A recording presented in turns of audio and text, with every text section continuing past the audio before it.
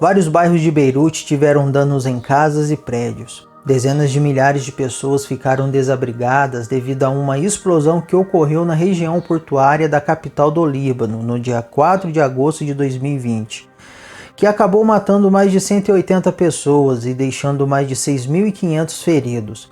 De acordo com as investigações, a explosão ocorreu devido ao armazenamento de 2.750 toneladas de nitrato de amônio que entrou em combustão. Um composto químico relativamente pouco explosivo, mas que possui um potencial altamente explosivo se o local de armazenamento chegar a uma temperatura acima de 210 graus. De acordo com os registros, o nitrato de amônio estava armazenado há mais de 6 anos e havia chegado no porto de Beirute no ano de 2013, quando um navio cargueiro estava vindo da Geórgia com destino a Moçambique, mas devido a problemas técnicos não foi possível realizar a travessia, vindo a parar na região portuária de Beirute. As autoridades libanesas não autorizaram a saída do navio do porto devido às várias irregularidades. O navio era de propriedade russa com bandeira da Moldávia e acabou sendo abandonado pelos proprietários e tripulação depois de algum tempo, quando a empresa de transporte responsável pela embarcação das 2.750 toneladas de nitrato de amônio havia decretado falência. Após um entrave burocrático, o nitrato de amônio usado em fertilizantes e na produção de explosivos foi descarregado e colocado no hangar 12 no porto de Beirute, a principal porta de entrada da capital libanesa.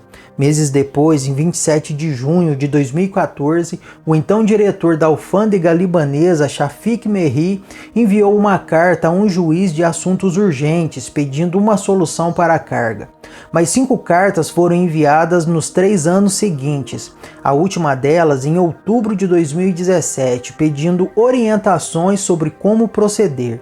Nas cartas eram propostas 3 soluções: exportar o nitrato de amônio, entregá-lo ao exército do Líbano ou vendê-lo a uma empresa privada local de explosivos. Em todas as cartas era citado as preocupações com a manutenção da carga que estava em condições climáticas inadequadas e também todos os riscos que estava oferecendo ao porto e todas as pessoas que trabalhavam ali. Infelizmente, nada foi feito.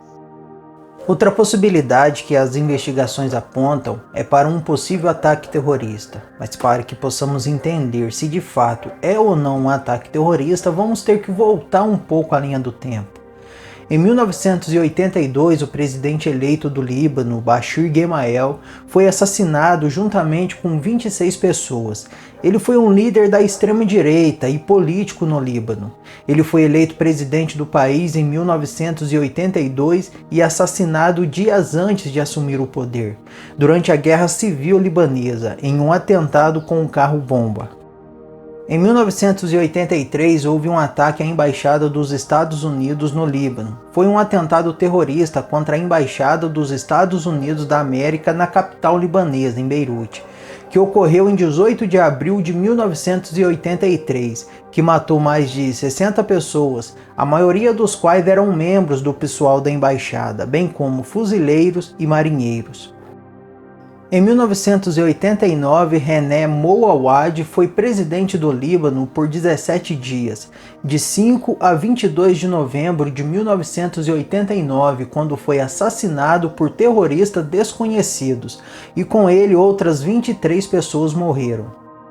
No ano de 2005, Rafik Hariri, o que havia ocupado o cargo de primeiro-ministro do país entre o início da década de 1990 e 2004, foi assassinado em uma locação terrorista da qual participaram integrantes do grupo Hezbollah. E todos esses atentados aconteceram na capital do Líbano, em Beirute. Há quem coloque na conta do grupo Hezbollah a explosão do dia 4 de agosto de 2020. Motivo? 4 de seus membros deveriam ser condenados pela morte de Rafik Hariri no dia 7 de agosto de 2020. Porém, um grupo nega qualquer envolvimento na explosão de Beirute no dia 4 de agosto de 2020. E também não há indício de que o acidente da explosão seja uma ação terrorista. Apenas suposições devidos a outros ataques que a capital do Líbano havia sofrido. Mas o que de fato aconteceu em Beirute? Algumas pessoas alegam que antes da mega explosão que devastou a cidade de Beirute, havia um prédio pegando fogo, bem próximo ao armazém onde estava estocado todo o nitrato de amônio. Uma explosão aconteceu no local e parecia que eram fogos de artifício que estavam explodindo devido aos flashes de luzes. Logo em seguida, uma mega explosão aconteceu que acabou devastando grande parte da cidade.